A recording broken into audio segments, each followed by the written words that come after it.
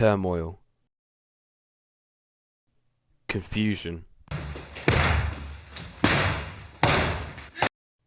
anger. May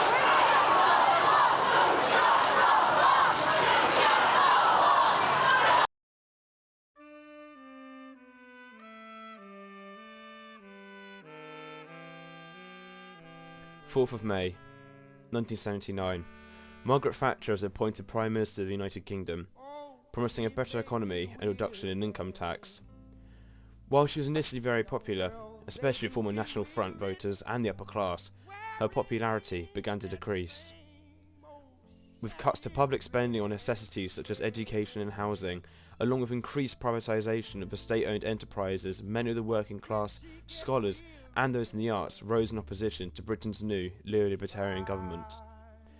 In the midst of this, British filmmakers began producing an array of kitchen sink dramas, attempting to provide a reflection of these frustrations and how they affected those who were ruled over by the Iron Lady. To begin my discussion of the statement, I thought I should refer to what I found to be my introduction to these films, and a great summarisation of the growing frustrations with the Tory party in the 80s. This film in particular is Alan Clark's Road. Released in 1987, Road focuses on the high unemployment under Thatcher, most namely in the north, which is where it's set. Road focuses itself around two young unemployed men aimlessly wandering around their unfunded and barren council estate, just trying to find a way out of their endless cycle. The real brilliance of the film, however, comes through in the showing and mention of other people's lives in this estate, with instances of a middle-aged woman bringing home a soldier who had just returned from his duties. However, things aren't quite right. This portrayal of a soldier immediately destroys the common trope of the triumphant return from duty, and instead shows someone who's barely an adult, exhausted and traumatised.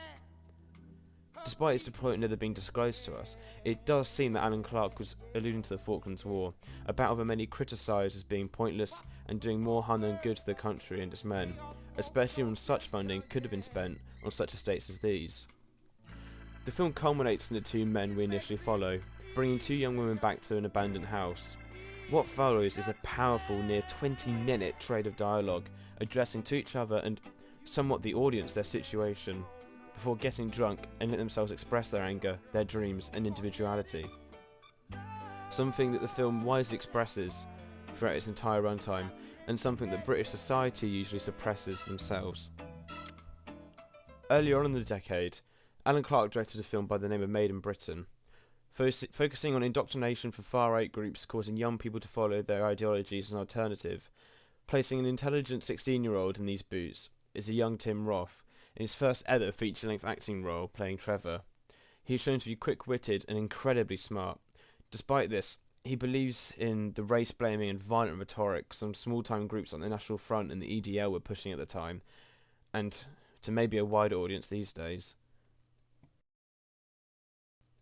Clark's uncompromising and disturbing display of Trevor's racist and antisocial behaviour instantly draws you to question how this happened, and, well, what was the cause? His constant dislike of law and his personal opinion of the status quo is a clear portrayal of a child who's been failed many times by the systems in place.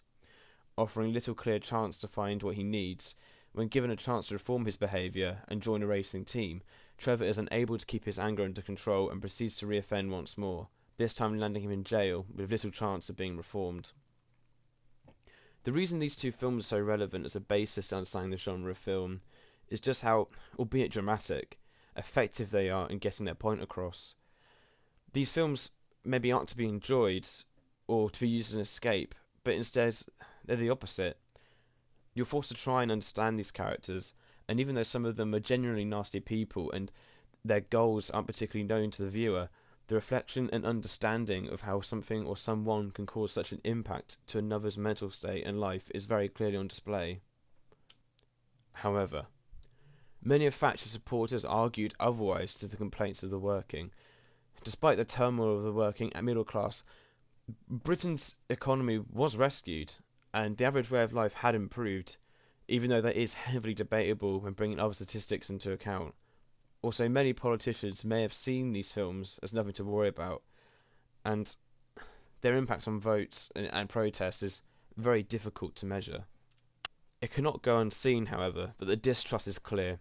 As shown in my introductory sequence, Even films based in a fictional post-apocalyptic universe, such as Mick Jackson's Fred's, or the adaptation of Raymond Briggs' novel When the Wind Blows. Despite being set in a different Britain, the basis of these films is to point holes in our nuclear plans we handed out during the Cold War, and how their only real use was to reduce mass panic.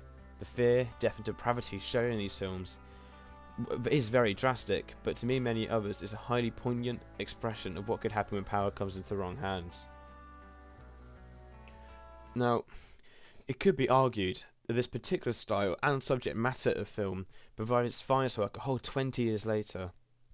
In 2008, Shane Meadows made himself a household name with his hugely popular film, This Is England. The validity of the films from Clarke, Mike Leigh and other social realist auteurs of the 80s is exemplified in Meadows' production, being centred around his own lived experience.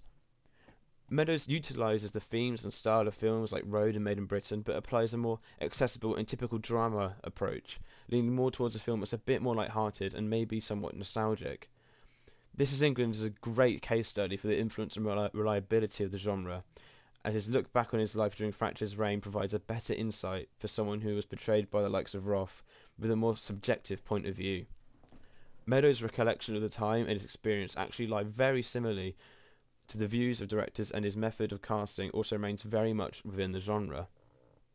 Although the extent of the dire straits the working class lived through is far less prominent than the works of Alan Clarke, This Is England instead uses its light-hearted and almost comedic approach to provide explanations that almost go hand in hand with the ideologies held by the films of the 80s.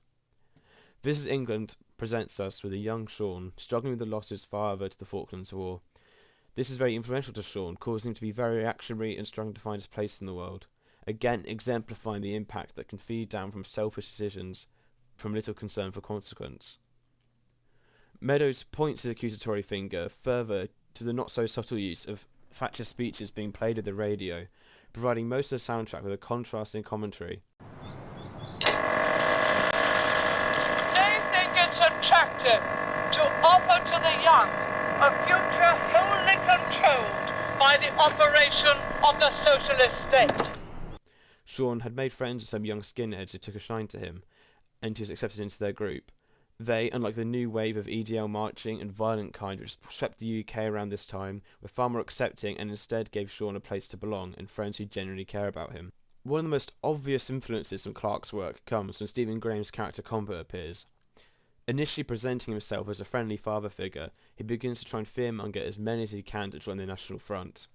Using tactics far-right campaigners still use to this day, like using Sean's loss of his father to bait him into coming with him and sharing his views, in return for being the father to Sean that he no longer had. Combo and the National Front's tactics of using common issues within working communities such as unemployment, underfunding and grief to then slowly direct their anger towards their fellow man is a tactic still used today by modern campaigners, giving some of these scenes an eerie familiarity. There's 3.5 million unemployed out there. 3.5 million of us who can't find fucking work because they're taking them all because it's fucking cheap labour, cheap and easy labour. Fucking cheap and easy, which makes us cheap and easy.